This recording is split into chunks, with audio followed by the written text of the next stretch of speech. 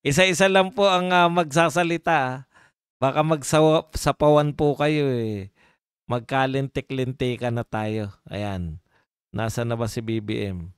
Kung saan-saan napupunta talaga to si BBM. At saka si Auntie Claire syempre. Okay. Si Saldico meron. Tapos si BBM naman po, ayon kay BBM ay binablockmail daw po siya ng kampo ni Saldico. At si Auntie Claire naman po ay buhay pa pala. Ang dami po nagsasabi na wala na po si Auntie Claire. Eto na po si Auntie Claire. Buhay na buhay. Nasa PCO pa rin. At siya po ay handa pa ring magsabog ng kanyang malulupit na kaalaman. Ito po, pakinggan na po natin si Auntie Claire. Wala na pong intro-intro. Pindot na. Okay. Pakinggan po natin to si Auntie Claire. Kung ano po ang sasabihin niya na napakatalino po nitong tao na to. Yan. Teka lang, ayusin lang natin ng konti. Auntie Claire, Hindi pasok. mawawala sa isipan kung siya man yun o hindi. But still, sasagot po tayo. At Bakit walang ang boses nais si lang po Auntie natin Claire? ay tapusin niya ang kanyang salaysay. Kasi tuwing mapupunta May boses ba?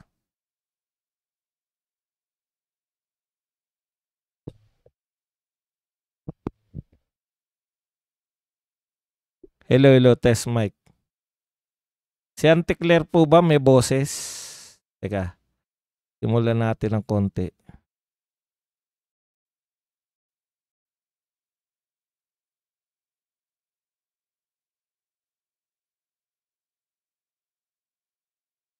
Pakinggan muna ninyo natin kung si siya nga Auntie po Claire. yun? Can you elaborate? Are we expressing doubt that that is Zaltico?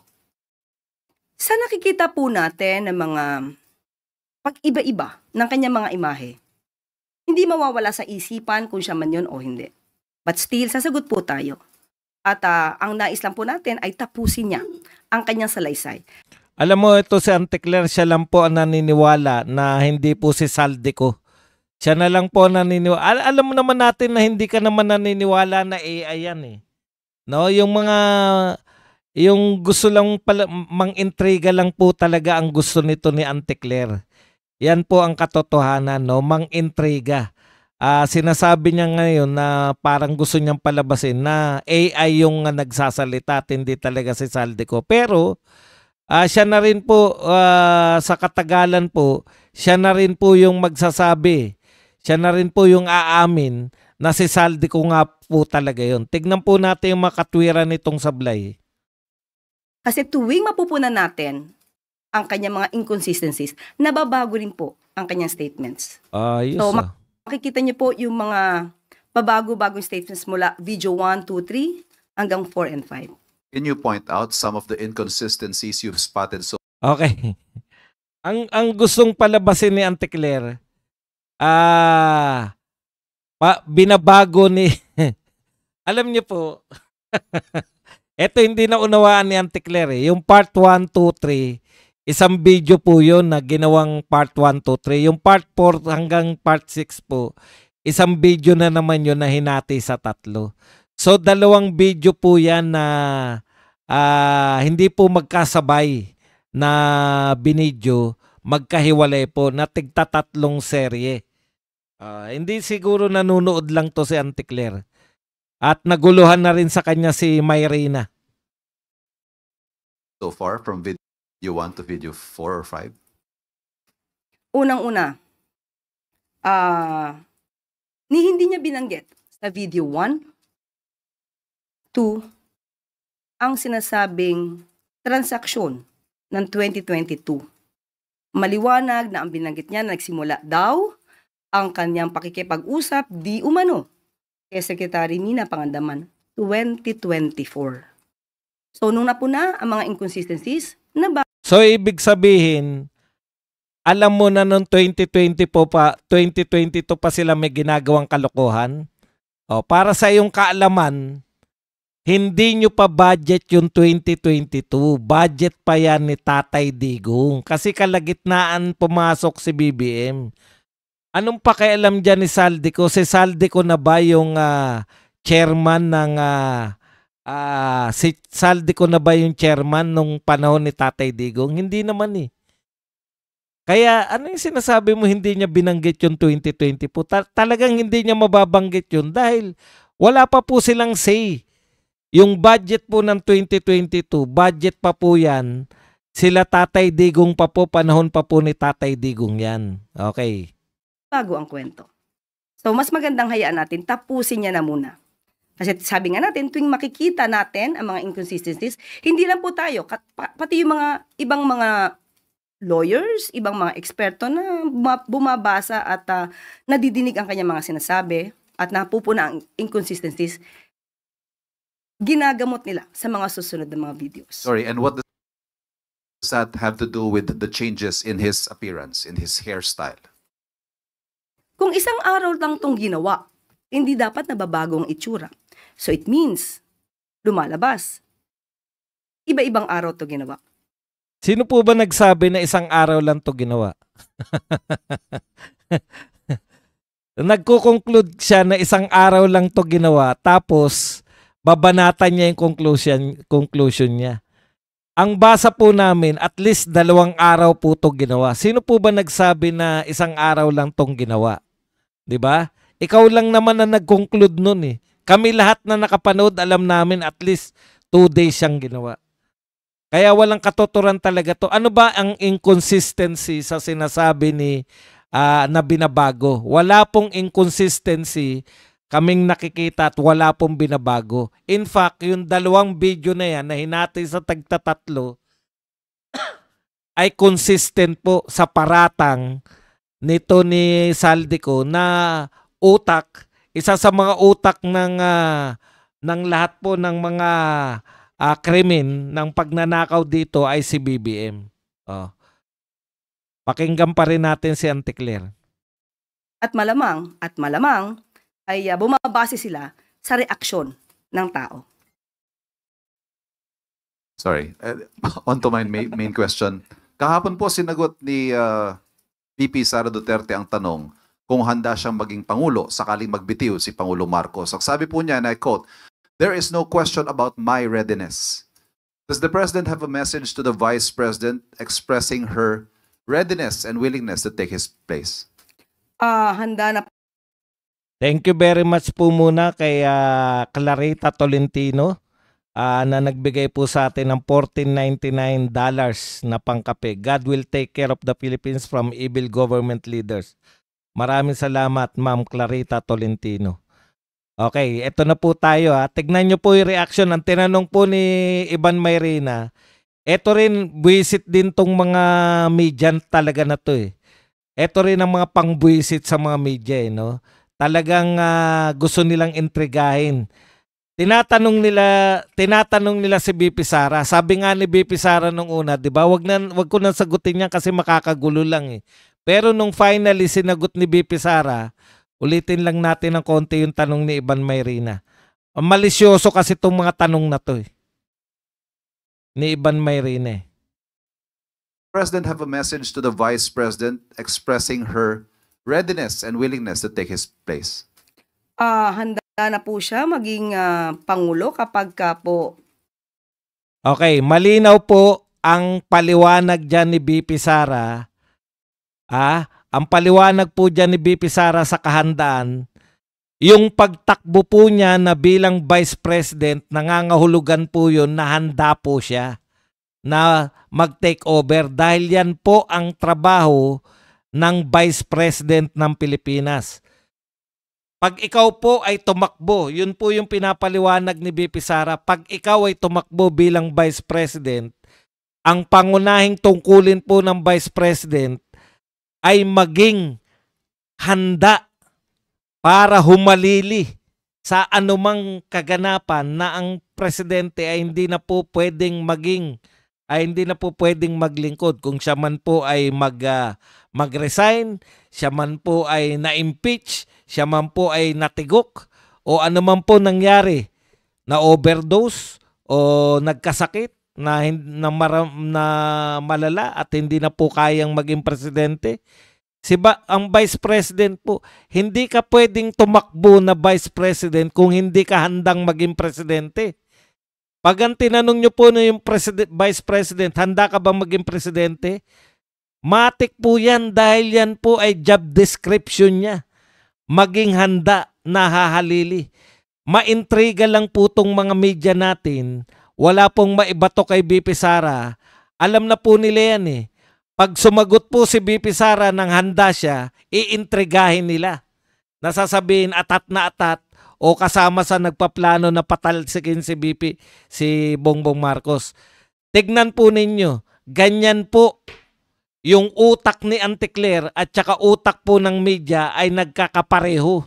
Pareho po silang mga intrigador, pareho po silang gumagawa ng mga intriga out of nothing.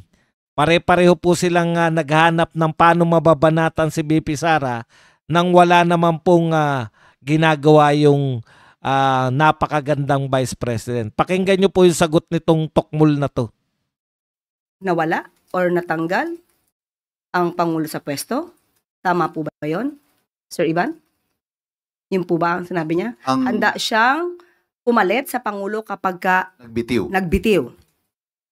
Ang tanong din natin sa taong bayan, handa na po ba kayo sa mas marami pang Mary Grace Piatos? Katarantaduan mo.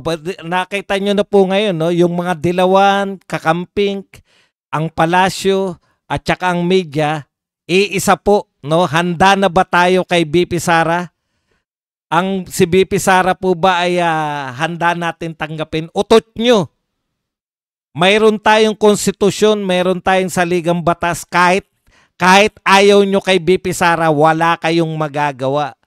Kahit ayaw nyo kay BP Sara, wala kayong magagawa. Mga tukmol. Dahil yan po ang nakalagay sa konstitusyon. Binoto po siya ng tao na ang pangunahin niya pong trabaho ay humalili sa Pangulo. Akala nyo po ba may pangunahing trabaho pa yung Vice President? Wala po. Ang pinakapangunahin niyang trabaho, humalili.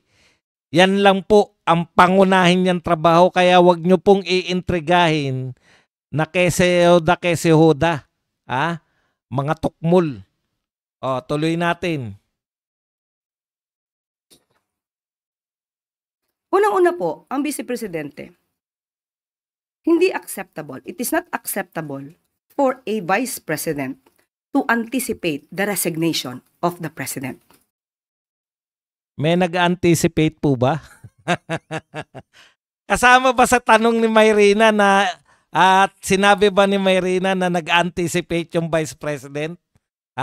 Narinig niyo po ba na ina-anticipate po ni Vice President? Wala po. Ang tinanong kung handa ba ang Vice President. Natural sabihin ng Vice President na handa kasi kung hindi siya handa, wala siyang karapatang maging Vice President. Ganun lang po yun, no? Kung hindi ka handang maging presidente, yan po ang pangunahin mo trabaho. Ibig sabihin, hindi ka handa sa trabaho mo. Ang trabaho po ng Vice President, ulit, no? Hindi po yung anticipate na yan. Kahit na anong pag-inarte na pagmumukha mo, Auntie Claire, wala yung hindi totoo yung anticipate na yan. Ang tinanong sa kanya, handa ka ba maging Pangulo? Kahit maggalit-galitan ka, wala kayong magagawa dahil yan ay constitutional duty. Yan po ay constitutional na trabaho ng Vice President. Humalili. Tuloy natin. Presidente na pinagsisigawan nilang bumaba sa pwesto. This is definitely a form of political destabilization. Nila? Kasama si Vice President? Talaga? Nakita nyo na bang umattend si Vice President sa rally na may nananawagan na BBM resign? In fact, kung susundan nyo po si BP Sara, ang sinasabi niya at narinig natin ton lahat, mga kapatid, ang sinasabi po ni BP Sara, futile, wala pong silbi ang manawagan ng BBM resign dahil hindi naman magre-resign si BBM. Yan po ang katotohanan. Wala pong silbi ang panawagan na BBM resign. Hindi po siya naniniwala sa panawagang BBM resign. Kaya nga wala kayong maibutas eh. Ano yung kanila na sinasabi mo? Hindi kasama si BP Sara dyan sa nananawagan na BBM resign. Kita nyo? Nakikitang-kita po natin kung sino yung propagandista at mga nagsisinungaling. Pinapahina niya ang public confidence ng tao sa administrasyon. And those words contribute to the climate of uncertainty and crisis. Kung handa siya, makikita po natin, nag-anticipate siya na mawawala ang Pangulo. Yan po ang balak nila. Yan po ang nasa isip nila. At yan po ang ginagawa nila ngayon. Kita nyo naman, ginagawa raw ni BP Sara na pinapahina. Kayo nagpapahina. Si Tatay Digong, Aus Duterte pa ang sinisigaw. Pero hindi po natinag. Pinakamataas po. Yan po yung pagkakaiba. Hindi mo pwedeng ibintang na kaya may krisis dahil may nananawagan. Si Tatay Digong, hindi pa po umiinit ang puwetan niya sa Malacanang. Yung upuan po niya, hindi pa po umiinit sa Malacanang. Nananawagan na yung mga dilawan ng Aus Duterte. Pero wala pong pakialam si Tatay Digong. Nagtatrabaho lang po ng maganda. Nagtatrabaho lang po ng para sa tao. Nagtatrabaho lang po ng tapat. Nagtatrabaho lang po ng totoo. Hindi po nagnanakaw, kaya mahal po ng tao. Hanggang sa huling buwan ni Tatay Digong, pinakamataas pa rin sa rating. Napakalayo sa ibang mga presidente.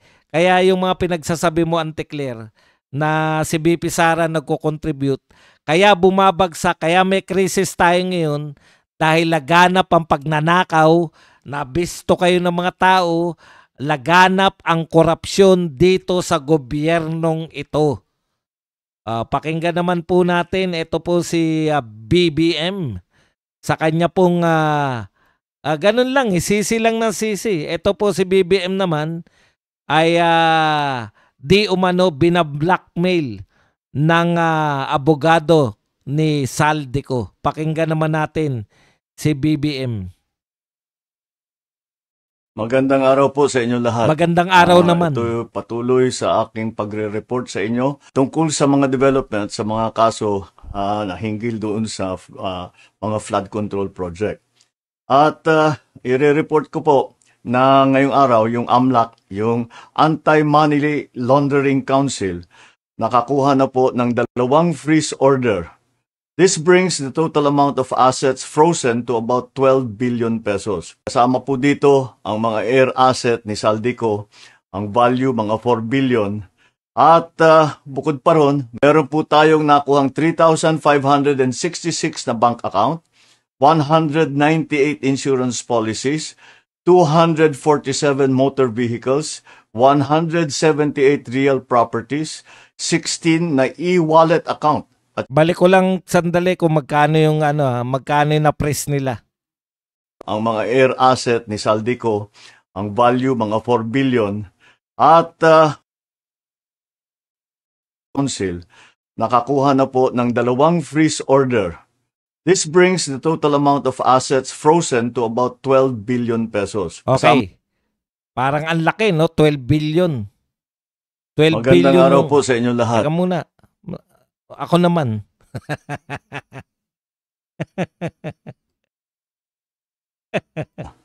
Ito patuloy sa aking pagre-report sa inyo tungkol sa mga development sa mga kaso. Moment ko naman to. Teka, paano mo patahimikin to? Paano mo pinapatahimik to? Hinggil doon sa mga flood control project. At i-report ko po na ngayong araw yung AMLAC, yung Anti-Money Laundering Council, nakakuha na po ng 2 freeze order. This brings the total amount of assets frozen to about 12 billion pesos. Okay, 12 billion lang po yung total po na na-freeze nila, no? So, malaki po yung, dahil na-freeze po yan, malaki na po yung pag-asa na yan po ay mabalik po sa atin kasi na-freeze na eh. Kaya lang, kung tutusin po, maliit pa rin po, no? Mr. President, kung tutusin po, parang maliit pa rin po yung na-frozen na asset kasi ayon po kay Saldico, yun pong inyong katkong, yung porsyento nyo po ay 25%, no? Hindi po sa amin to, ayon po to kay Saldico. Yung 25%, ibig sabihin po, yung napunta lang po sa inyo, ayon kay Saldico, ay nagkakahalaga po ng 25 billion pesos. Dito pa lang po, no? Dito pa lang po yun sa teka lang muna. Nagloko na tong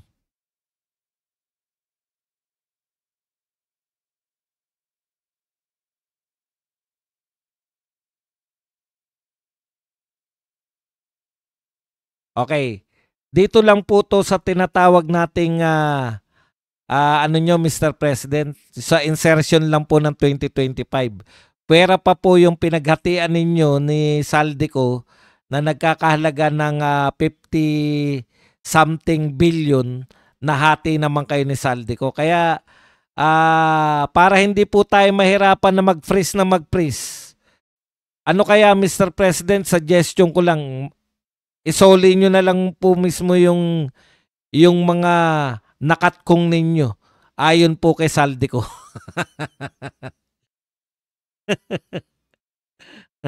Tuloy po natin. Mr. President, tuloy po natin yung sinasabi nyo. At ako'y liton-lito na kung di ko na alam kung ano pipindutin ko eh. Kasama po dito ang mga air asset ni Saldico, ang value mga 4 billion. At bukod pa ron, meron po tayong nakuhang 3,566 na bank account, 198 insurance policies, 247 motor vehicles, 178 real properties, 16 na e-wallet account, at saka air asset na frozen na. Umpisa lang po ito. Mas marami pong asset ay mafo-frozen para maibalik ang pera ng tao sa kanila. Ito po ang aming pangako that the money of the people will be given back to the people. Teka muna, Mr. President, may nakakalimutan po kayo.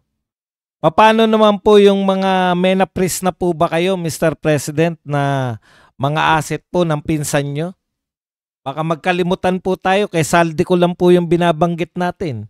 Meron na po bang mga asset na napris kayo ng mga bukod po kay Saldico, meron kasama na po ba riyan yung mga contractor, Mr. President? Yung mga contractor po ba na atin pong nauna pa sa lahat, no? Bago pa yung mga napakulong ninyong mga dilis at sapsap.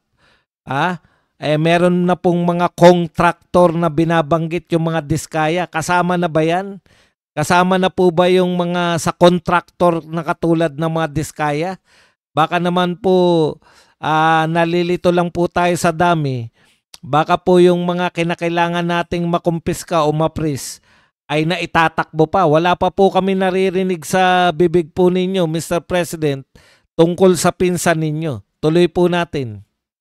Meron din pong development, yung ICI at saka ang DPWH, magsusumite po ng ebidensya sa ombudsman and magrekomenda sila ng kaso ng plunder, anti-graft, bribery, conflict of interest sa 8 congressman na may-ari ng mga construction company na may proyekto sa DPWH. Lastly, meron po akong ibabanggit sa inyo. Dinapitan po kami ng abogado ni Saldico at nagtatangkang mag-blackmail na kung hindi po namin kakanselihin daw ang passport niya, hindi na raw siya maglalabas ng video. I do not negotiate with criminals. Kahit maglabas ka na ng video ng lahat ng kasinungalingan mo na pag-destabilize sa gobyerno, gusto kong malaman mo, Saldi, makakansela pa rin ang passport mo.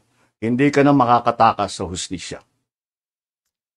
Okay, maraming salamat po, Magandang Mr. araw po President, sa inyo lahat.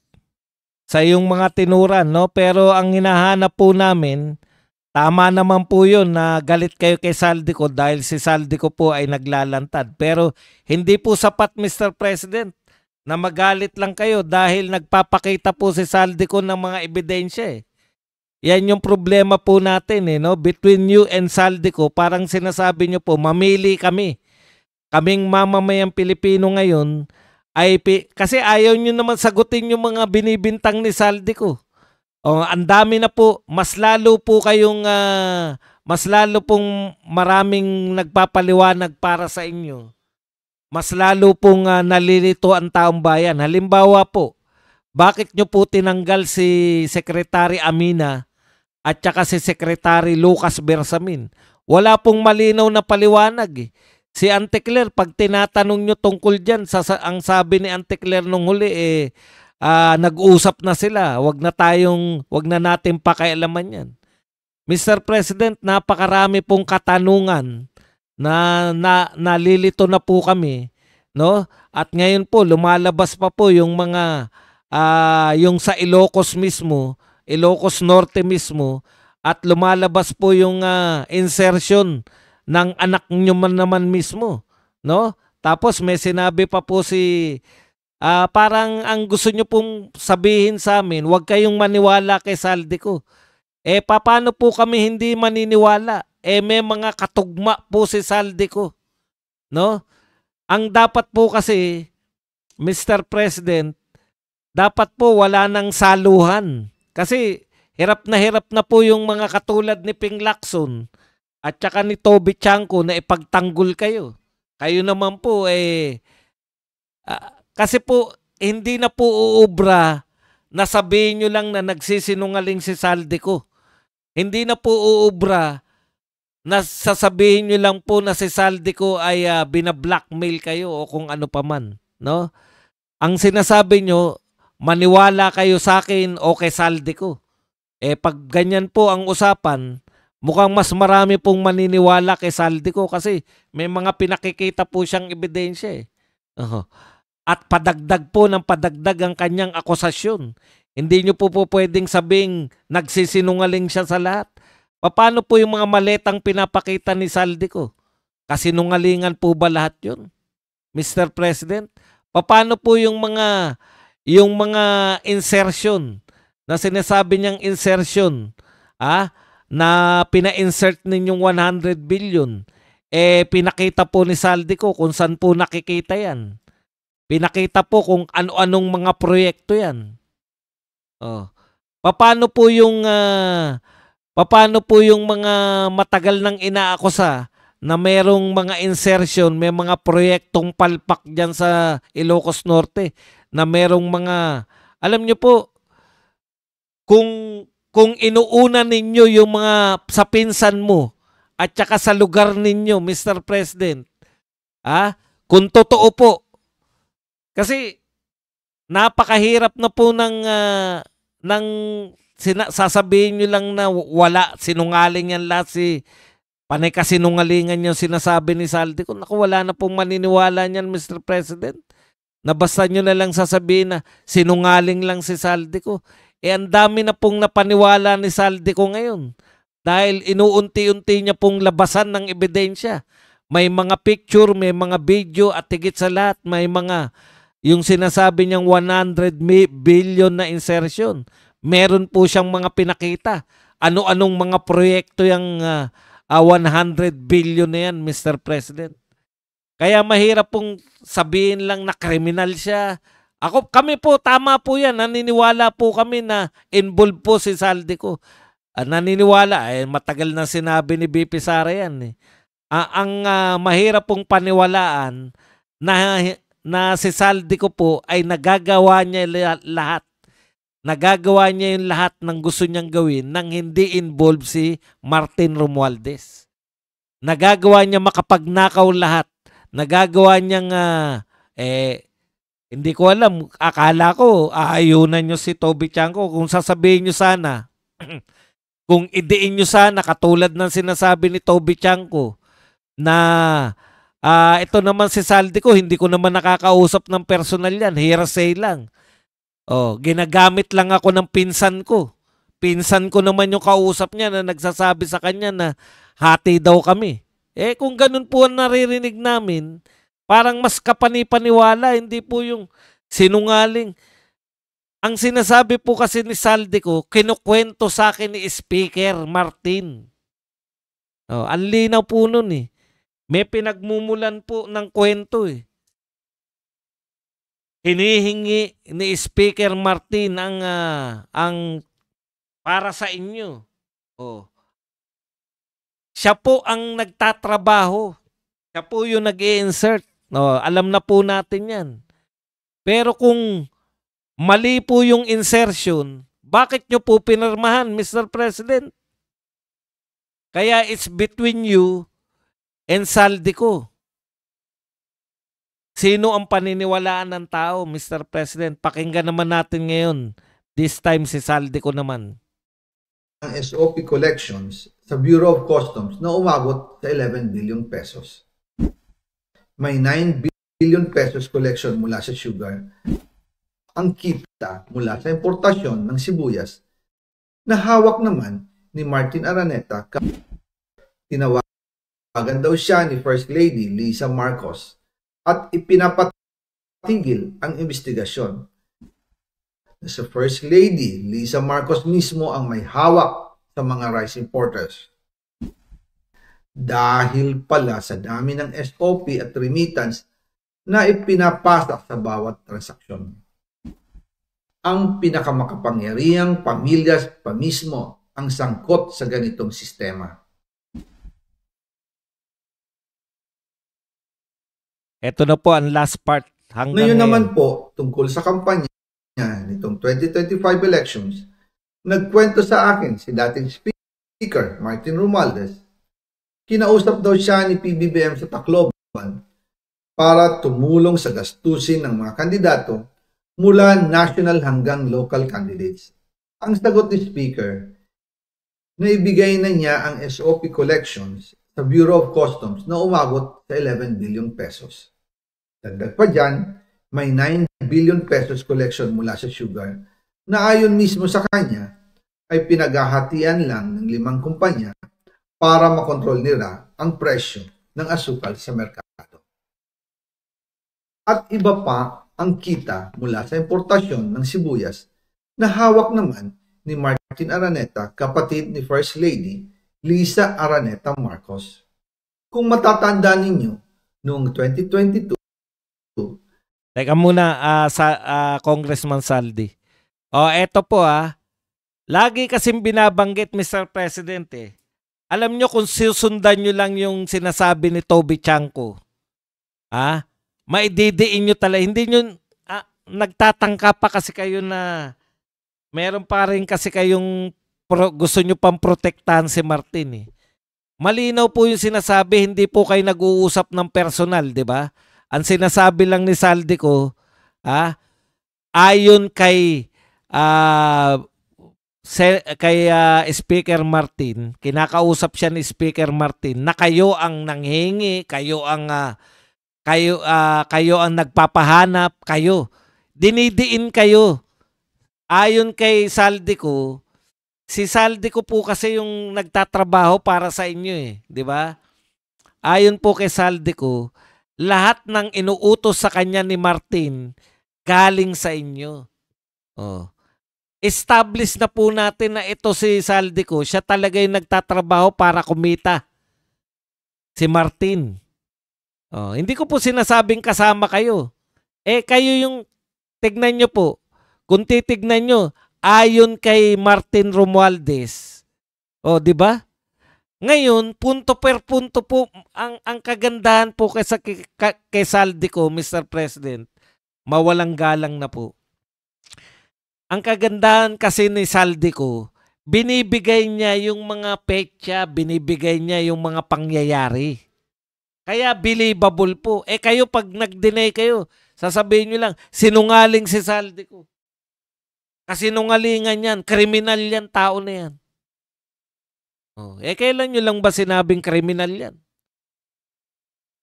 Kailan nyo ba sinabing kriminal si Saldico? Nung nag-video na siya na ganito. Kung talaga wala kayong kasalanan, Mr. President, sabihin nyo, wala akong kinalaman dyan. Kung si Martin ang kausap niya, si Martin ang kausap niya. Tapos. Tuloy natin, Saldi ko. At saka isa pa pala, yung mga issue po na kinaharap natin ngayon, sila rin pala ang may problema nun. Hanap pa tayo ng hanap ng tungkol sa issue ng sibuyas at saka tungkol sa issue ng asukal. Di ba yan yung unang mga issue na binato sa Marcos government? Natatandaan ko yan kasi unit team pa eh. Hirap na hirap po ako magtanggol dyan sa lintik na sibuyas na yan. Pinipiloso pukol pa lang eh. Kinakailangan mo ipagtanggol dahil ganun talaga ugali ko eh. Unit team tayo nun, pinagtatanggol pa natin yan eh. Ang hirap po ipagtanggol ng presidente ng Pilipinas. Sibuyas pa lang hindi na kayang ipagtanggol. Diyan po nagsimula yung ano nila, yung talent nila na i-ignore lang lahat, no? I-ignore lang, lilipas din. Lumipas po ang issue ng asukal, lumipas ang issue ng sibuyas, at kung ano-ano pa pong lumipas lang po ang mga issue.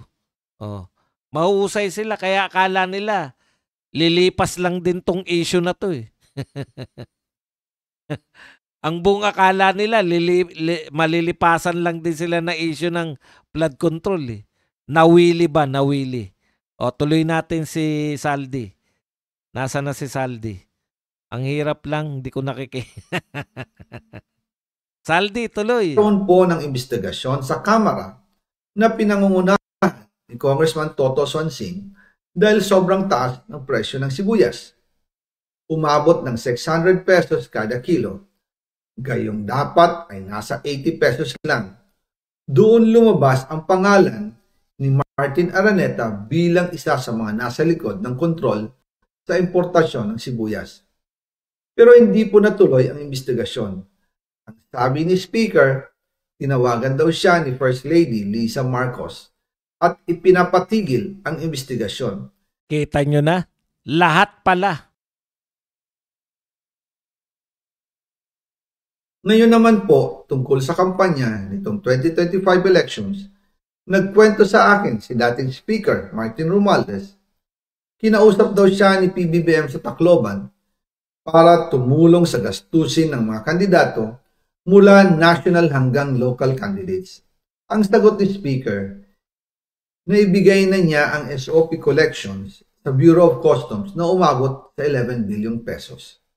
Dagdag pa dyan, may 9 billion pesos collection mula sa sugar na ayon mismo sa kanya ay pinaghahatian lang ng 5 kumpanya para makontrol nila ang presyo ng asukal sa merkado.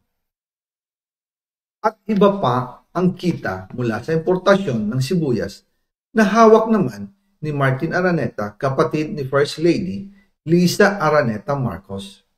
Kung matatandaan ninyo, noong 2022, nagkaroon po ng investigasyon sa Kamara na pinangungunahan ni Congressman Toto Sonsing dahil sobrang taas ng presyo ng sibuyas.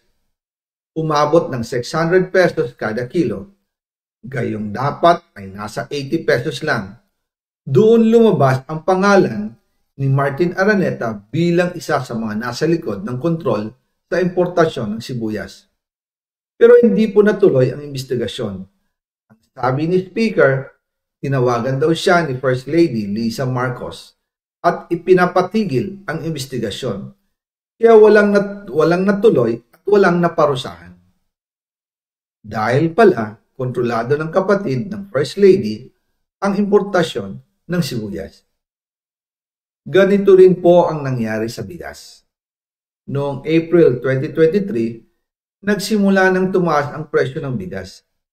Kaya iminungkahi ko kay Speaker Martin Romualdez na kung pwede ay mag-angkat tayo ng 13 million metric tons para sa buong taon. Ang layunin ko po ay mapababa ang presyo ng bigas sa 22 pesos kada kilo. Pero hindi po ito inaprubahan ng Pangulo noong sila ay nasa Clark. Dahil doon, sumipa ang presyo ng bigas na umabot ng 55 pesos kada kilo hanggang 2024. Noong 2024, kinausap ko ulit si Speaker Martin Romualdez na kung pwede makausap namin si Secretary Laurel Chu ng Department of Agriculture at Secretary Ralph Recto ng Department of Finance para maibaba ang taripa ng bigas mula 35% to 15%.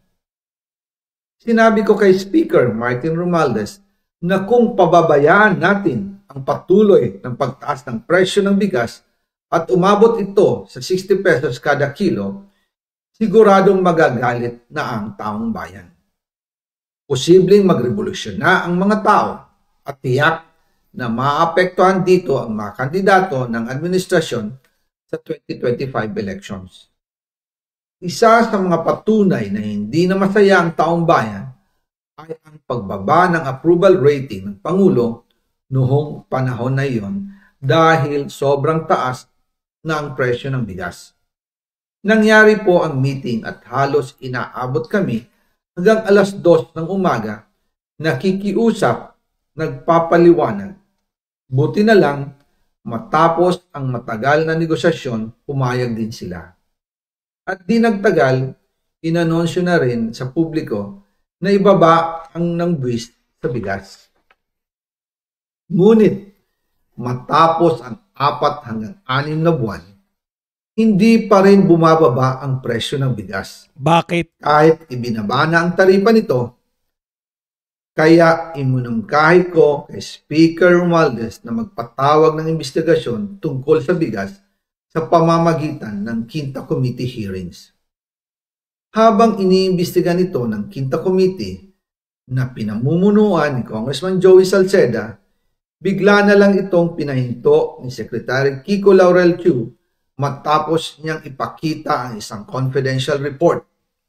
Nakasaad dito na si First Lady Lisa Marcos mismo ang may hawak sa mga rice importers. Ayon kay Secretary Laurel, maaapektuhan daw ang First Lady kung itutuloy ang investigasyon dahil kasama raw nila sa Vietnam visit ang ilang importer ng bigas at nag-dinner pa raw sila roon. At noong araw din yun, tumawag si Congressman Sandro Marcos kay Speaker Romualdez upang ipatigil ang House investigations tungkol sa bigas as instructed ng Pangulo. Magkasama kami ni Speaker Martin Romualdez nang tumawag si Congressman Sandro Marcos. Dumating din si Secretary Laurel Chu sa Grabe, no? Kalain nyo si Sandro Marcos, no? Parang batang paslit na walang kamalay-malay sa buhay. Yung pala talagang organized na ano to, yung pamilya nila, no? Sila talaga yung may control. Kaya yung agriculture, no wonder, kaya po ngayon naisip ko lang, si BBM kaya inunang hawakan yung agriculture dahil yung pala yung purpose nila. Kaya wala po nahita eh. Hindi po bumaba yung mga presyo ng bilihin, no? Dahil sila yung may control dito sa agriculture. Ngayon nakita po natin bakit hindi po, at ang katakataka dito, wala pong naging investigasyon na matino. Pinabaan nila yung taripa, ibig sabihin nakinabang po niyan yung mga mayroong may control po sa bigasan na ngayon po ay binibisto ni Saldico na pamilya Marcos din pala ay may control ng bigasan. Sila po ang nakinabang sa bigasan sa mga pagbaba ng taripa pero hindi po ganong bumaba naman yung presyo ng bigas. Grabe. Okay mga kapatid, hindi ko alam kung ngayon ko lang talaga napakinggan to kaya nakikinig po ako. Gusto ko kasi yung mga reaction ko. Pero yung kay Auntie Claire, eton sa dalawa, ngayon ko lang po naririnig. Polo Townhouse at doon siya pinagalitan ni Speaker dahil inilabas niya ang confidential report na nagdidiin sa First Lady sa issue ng rice smuggling. Humihingi ng paumanhin si Secretary Laurel Chu at sinabi niyang, pasensya na, masyado akong naive. Doon namin naintindihan kung bakit. Kahit ibinaba na ang import tax ng bigas mula 35% to 15%, ay hindi pa rin bumababa ang presyo sa merkado dahil pala sa dami ng SOP at remittance na ipinapasa sa bawat transaksyon.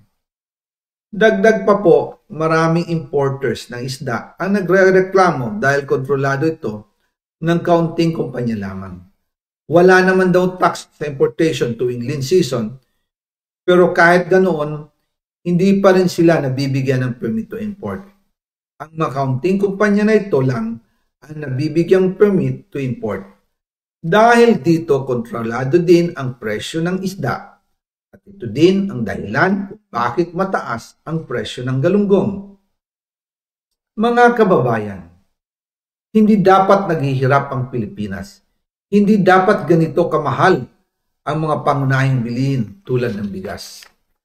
At higit sa lahat, hindi dapat nagugutom ang mga Pilipino. Wala silang malasakit sa taong bayan, lalo na sa mga mahihirap. Inaabuso ang kapangyarihan, nagiging negosyo ang pera ng taong bayan. Masakit man tanggapin, pero ito ang katotohanan. Ang pinakamakapangyarihang pamilya pa mismo ang sangkot sa ganitong sistema. Mula sa Pangulo, First Lady, hanggang sa anak, sila mismo ang nagtatakda, kumukontrol, at nakikinabang sa mga transaksyon dapat sanay para sa kapakanan ng sambayanan. Hawak, kontrolado nila halos lahat ng ahensya, kaya nagagawa nilang itago ang katotohanan. Sa mga susunod na araw, marami pa po akong isisiwalat. Aba, hindi pa pala Maraming tapos to. salamat sa inyong oras at patuloy na pag-unawa. Maraming salamat Naway, din sa iyo. Magising tayo sa katotohanan at sama-sama natin hanapin ang hustisya para sa bayan. Diyos mabalos po sa inyo. Maraming salamat din sa iyo, Saldico, sa iyong mga expose